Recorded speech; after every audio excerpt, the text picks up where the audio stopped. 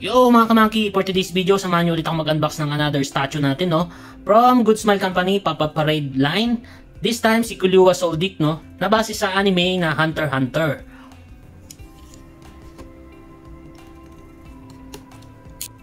So, ito siya sa likod, ayan.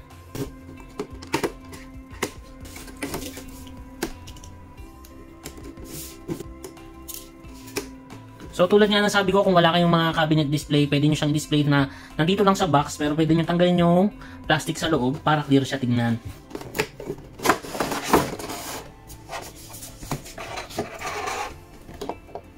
Yan.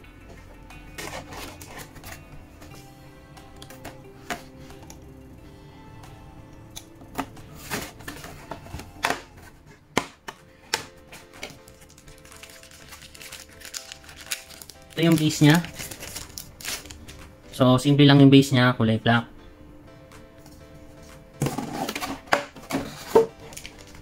Wow.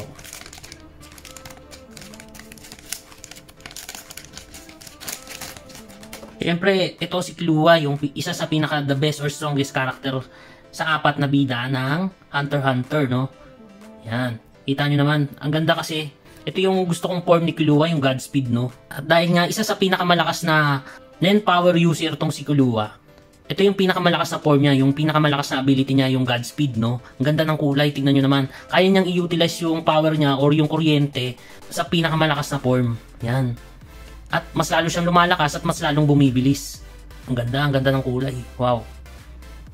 Kita nyo naman. Ganda, guys.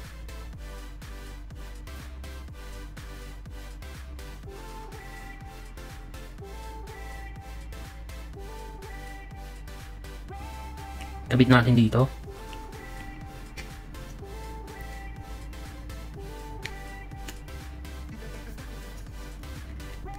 One-10 scale siya, guys.